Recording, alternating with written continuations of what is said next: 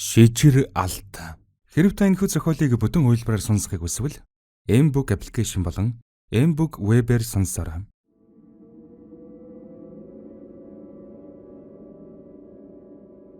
3 дугаар хэсэг. Гэрээсээ яаж явснаа ч санахгүй байна. Ямар ч тач явах л ёстой гэж бодсон. Нэг сэхэл автал харанхуй болчихсон. Хаашаач харсан хоосон хар тал байсан. Баримж авах ямар ч боломжгүй. Тэгээд л би төрчихснө мэдсэн.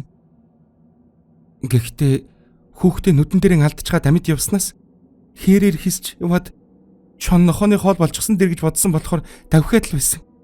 Гэтэл гинт хаанаас ч юм хүүгийн минь ойлгохтой гарсан. Тэр зүг рүү ухаан зулггүй давхисан. Чимээ ортод ирснээ гинт хаасаагүй дуугараад хаашаачгүй болчихсон. Тэгсэн чинь харин ар нуруунаас тийм гихэн тэмдэггүй дулаан салхи шиг юм сийгээд намайг нэг тийш нь дагуулад ах шиг болоод тэр зүг рүү морьтогон алхуулж явсан чинь гэгээ тусах шиг харагдсан. Морноосоо буугаад харсан чинь хэдхэн алхмын цайд хүү минь хэвдэж байсан. Хамгийн хач нь хүү минь огтоос уйлаагүй. Тайван гих чинь унтаж байсан. Тэр хөөхд уйлах чимээ хаанаас гарсныг мэдэхгүй байна гэж Херва хэлжээ. Энэ үгийг сонссон хөгшин лам хэр таарсан юмс хүний сэтгэлийн чанар төслийг мэдчихдэг юм. Тэгээд тэр дорн төөрөлдүүлэх гэж оролдсон тэр юм. Харин номын хүчээр чамайг зөв зөвхт чиглүүлж чи хүүгээ олжээ. Гэвэ. Няма яриа таслан одоо энэ хүү аюулгүй үстэй гэхэд Донид лам аюул ард хоцорсон. Одоо энэ танаа удмын хүү биш. Олдвол хүү болж байгаа юм. Харин хөөхөн хөөхүүлж болохгүй шүү гэж загчээ. Хүүг аюул ослоос холволсон мэдээг дуулсан бүсгүйчүүдийн дотроос нэг юм аваад хайчих шиг болжээ. Харин Бямбагийн дотор бурхан болоод удсан өөдсгөн жаахан хүн бодогдож. Тэгтэл ингэсэн бол тэр хөөрхөн хүү минь өдийд томоо ир болчихсон гүйж явахгүй юу гэсэн харуулсал ирэхгүй төрлөө. Гүнчин лам багшийн түшиж багш та одоо хажуулсан дээр баг. Одоо нэгэн чинь болсон дээрээс нь та чилж байгаа баг. Би бушуу ор засъя гэхэд хөгшин лам дургуйтсангүй. Лааны бүдэг гэрэл гэр доторхыг бүдэг бадаг гэрэлтүүлэх цаг дор гүнчингийн ойргуулжин гараан дэрлэн тоонор тусах оддыг ширтэн хэвдэх үед залуу охин бие засаад орж ирэв. Урт сүлжсэн үсэн лааны гэрэлд задалж дээлийнхэн бүсийг султгаж байхыг гүнчин нүдэн ансан дөр үзүүлэн ширтэж суухад өрөөсөн ч нуусан эр хүний мэдрэмж сэтэрч хамаг биеийн халуун шатаад ирэв. Энэ агшин өөрт нь огтын танил бус атал мянгантан таата санагдах үед өргөлжлүүлэн ширтээд бич чадсангүй. Тэр дөрөн буруу харин хэвдэд бурхны наман амантан уншиж гарлаа. Маргааш нар дөнгөж мандахад эгч дүүс босч цайцүү чанж бэлтгэв. Гүнчин ч босч лам багшийн хувцлах үед хөгшин багш нь хөдлөх бүртэн хөмсгөн зангидан ихэд зовиртой байгаа нь элт байлаа. Би засгаар багшийн түшин гэрээс гарч зүүн хойд руу алхав. Энэ зур гүнчин багш хоёул нутаг руугаа буцвал ямар вэ? Яаж явах юм? Таны бие нэг л базаахгүй харагдаад байна. Би ч урд ийм зүйл үзсэнгүй. Парж дэлэхгүй баахан улсыг баллаад хаях үе гэхээс айж байна. Чинээ зөв. Энд ихэ муу юм шүглж гэж. Энэ тэмбэр богшаад хээрийн богоож тоод шиншилгээргүй эдээ бэртээ малын магшгэл болчихсон байна. Гэлээгээд хаяад явж болохгүй шүү дээ.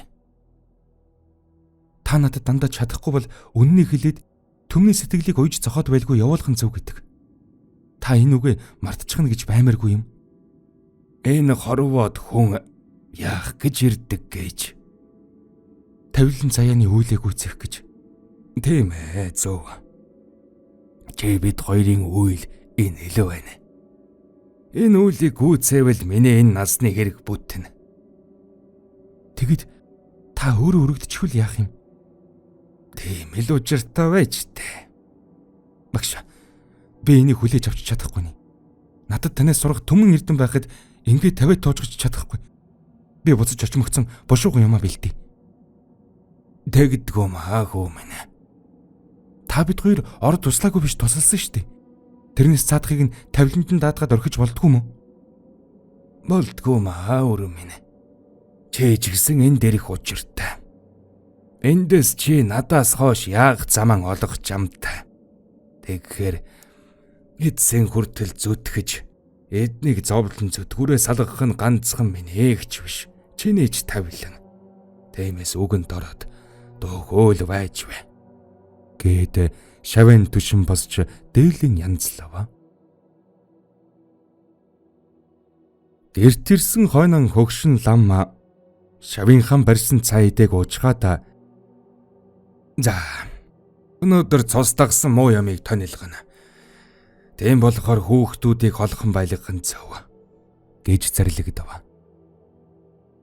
Нансал хоёр дүүгэн авч моринд мордоод холхон суманд буу хамаатных рууган явахар боллоо. Ингэж битэл нар орой дээр гарахд өгчээ. Тэднийг явсны дараа хөгшин лам эгчдүү нарт хавтгай мөнгөнд царуулж ирэхийг даалгажээ. Төдөлгүй амбаран ухаж явсан бямба түүнийг нь олж ирж өмнө нь тавихад эгчдүүс цөм хөгшин ламын юу гэхийг хүлээн сууна. Хөгшин лам өнөө цар дээр цагаан арх олж асгаад үүний дараа гүнчинг айлын үнэнээс сүү олж ирэхийг тушаав гинэ. Гүнчин ч төдөлгүй айлаас бетон дүрэн сүү авчирчээ. Түүнийг нь төмпөнд сулдхан хийгээд дээрээс нь өнөө мөнгөн тавган хийчихв. Төдөлгүй сүү гашлаад ирэхэн тэрэ. Лам энэ үйлэн ахин давтаж хийлээ. 3 тон дагихад сүү гашилсангүй. Энэ үед лам одоо болж гээд эгчдүүсийг ойртон суухыг хүсв. Тэдний 100 гарын дунд хурууны өндгийг хагалж дусал цус гарган ирж өнөө төмөр тавган дээр тусаалгав. Өнөө цус гашилж хан тэр. Хөгшин лам тэгж бодсон юм гээд цааш үргэлжлүүллээ. Харин үүнийг гүнчин хязээний мэдэх учраас энэ нь та бүгдд тохиогод байгаа энэ үйл нь цусаар дамжиж ирснийг шалгаж байгаа хэрэг юм. Тэгэхээр та бүгд эхийн хөвлөд бүрэлдсэн цагаас энэ муу зүйлийн учиг шалтгаан нь болчихсон гэсэн үг гэв. Эгчдүү гурвын таамаглаж байсан үнэн байхыг сонсоод бие биерүүгэн харлаа. Тэдэн дундаас Няма одоо яадаг хэрэггүй гэж тэсвэр алдан асуухад хөгшин лам юу тааж золоон барьчих гэв. Төдөлгүй гэр дүүрэн номын дуу хон хэнгэрэг дуугарч эхлэхэд эгчдүүс цөм гараан зөмбөрлүүлэн залбирч сууна. Энэ хооронд хэдэн айлын зайтай бууд өвөлжөөний нэг болонд эгчдүүсийн барьсан жижигхэн амбарын банзан завсраар гарсан жижигхэн зайгаар бадган нисэн орж агаар дээр баахан эргэлдэж байснаа аачмаар нирван дүрийг олсон ихэнхэн нүүрэн хавд ирээд сууж хааж. Тэгснэн газар амаар нь баахан явж уруулыг нь дөнгөж тавгүй үгүй юу? Ам нь ангайж ялаг юучгүй суран залгиж авах нь тэр. Номын дуу гэнт зогслоо. Хөгшин лам малгайган өмсөж за одоо цөмөрөө анхааралтай байна шүү. Энэ босгоор давсан хэнч давсан бай. Үгэнд нь ердөө орж болохгүй. Биеинд нь ч хурж болохгүй шүү. Ээлдэв юм гарвал айж цэрвэх юмгүй. Тайван суугаарай. Босч өндөлцөх хэрэггүй. За ингээд цөм сэрэмжтэй байна шүү. Хэмээн захиад номон үргэлжлүүллээ.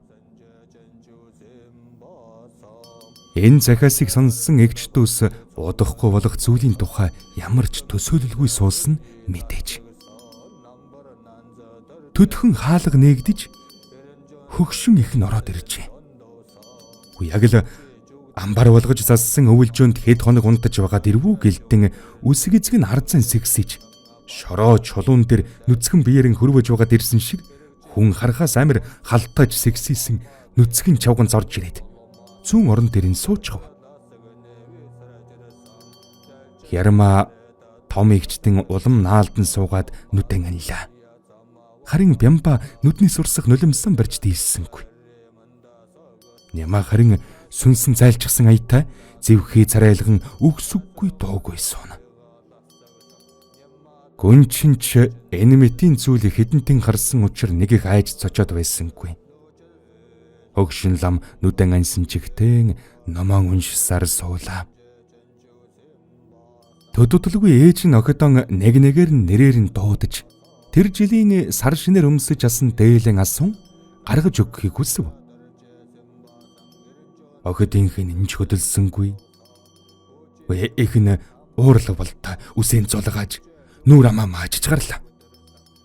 Удтал тийчгэн байсан нь муухай хашгирч хорвоогийн хамаг муухай хараалаар бүгдийг харааж байсан нь гинт нэгийг анзаарах болтой. Хөөч нь яаж хав? Няма нөгөө чаахан цээж нь алив гэж шалгаж гарав.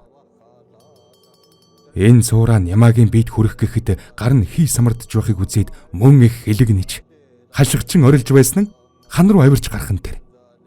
Уннаас ун дамжин дөрвөн хөллөн гүйж байсан нь ламын дээр ирмэгцэн тоош толгоон унжуулан харахад охид цөм муухай хашгирав. Гальс болсон хоёр хөх нь хацрынх нь хавьд хүртэл унжиж ирээд охидынхон хөхрөх дуунаар ихэд баясан савлж эхлэхэд лам өөгөж байсан арцнаас нь цогтой юутай итэ надгаж аваад цацтал муухай хашгираад зүүн орлуугаан боцсон гүйлээ.